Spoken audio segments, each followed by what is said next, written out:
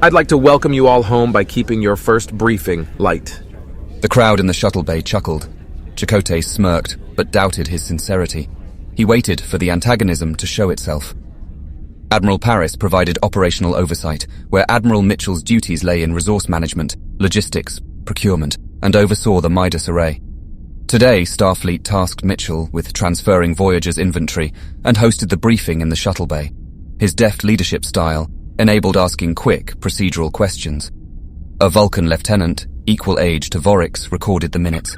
Chakotay heard the aide performing entries in his pad while paying attention to any subtleties in Mitchell's behavior.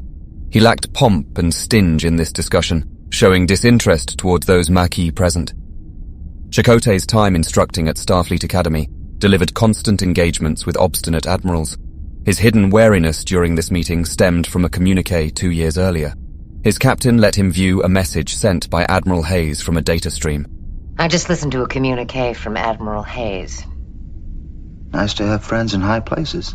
Voyager's first officer never met Hayes, even though Hayes spent his career being shuttled around Earth and Federation core worlds. He specialized in attending conferences, writing reports, anything involving comfy desks. Admiral Hayes's directives always resulted in being unsympathetic to the colonies bordering Cardassian space. Admiral Nechayev, while no friend, at least visited the DMZ. Chakotay didn't mean to compare admirals, but the ancient communique irked him today. The video started with mundane updates. Hello, Captain. I hope this message finds you well. From what I understand, it has not been easy, but I want you to know that a lot of people here are very proud of what you've accomplished. I also want to assure you that we have not given up finding a way to get you home. We've redirected 2 deep space vessels toward your position. If all goes well, they could rendezvous with you in the next 5 to 6 years. Janeway skipped to a time index in the recording, Computer, expressing concern about the reference to the Maquis. 1.4. Admirals like Hayes intended to imprison them all and had ignored how well this group aboard Voyager conducted themselves. When you respond to this message, please let us know of any casualties. I'm sure you've had more than your share. I'm anxious to know the status of your crew, the Maquis, first contacts that you've made, interactions with the Borg. But there'll be time for everything. Our thoughts are with you. Talk to you soon. 2 years ago, thoughts of a stodgy admiral, thousands of light years away, couldn't bother him. His collection of Maquis lived outside Starfleet's reach.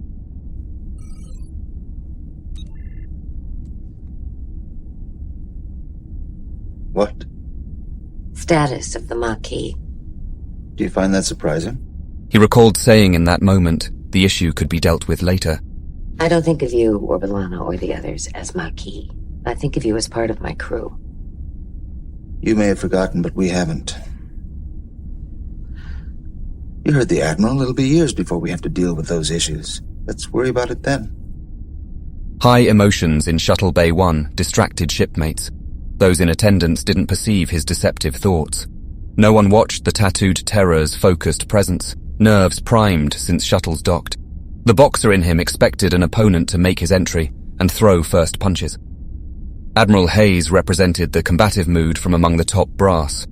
Chakotay held the highest position of the Free Maquis. This meant responsibilities fell on him, but he realized Mitchell wasn't his adversary. Chakotay reconsidered his level of apprehension, but couldn't shake the notion. Somebody could come for him. Mitchell restated how Project Pathfinder contacted their families and should make their way to Earth. To secure key areas, he assigned extra security personnel to Tuvok. The vessel fell under the purview of his office, and as Voyager's department heads shared smaller items from to-do lists, personnel acknowledged their orders and scattered.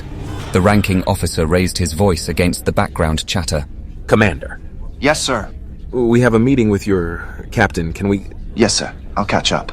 Chakotay nodded at Harry, and Ensign Kim offered the way for the VIP and his aide. Let me escort you, Admiral. Mitchell addressed Chakotay by rank, shook his hand, and congratulated him for Voyager's return. Chakotay glanced at Mitchell's deepening wrinkles and wondered if excessive stress or smiling had defined them. With the bay emptying, Chakotay looked for the EMH, but he had already left with Mr. Barclay and Professor O'Brien. He wondered where that powwow went. All three didn't stay for Mitchell's briefing. A calm, familiar voice entered his ears as he opened his pad. Might I assume you weren't expecting a cordial first visit, Commander? How could you... Yes, something like that, Tuvok. I observed the Admiral focused on the task at hand. Chakotay inputted commands into the pad as he listened to his security chief. While both Admirals are unconcerned with their duties in front of Maquis crewmen, your presence, orbiting Earth, will no doubt provoke a stronger reaction. I can agree. He rapped his fingers against the pad's case. If there's nothing else, Mr. Tuvok, I'm going to update our captain. There is one thing, Commander. It's logical to assume Starfleet will bring investigations against Maquis crew members. I surmise it's already being arranged. We simply wait to be notified at our earliest inconvenience. When those hearings come, you will have my full support. He noted Tuvok's considerations and smirked. Tuvok tilted his neck. Curious. What gives you cause to smile?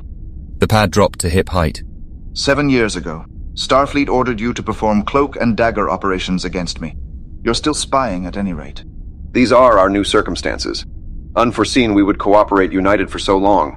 Tuvok straightened his posture, mirroring Chakotay's body language and blunt assessment. If I do say so, we work well together. It will factor into my report. Grinning at the irony, his commanding officer waved the pad indicating his departure. Tuvok nodded.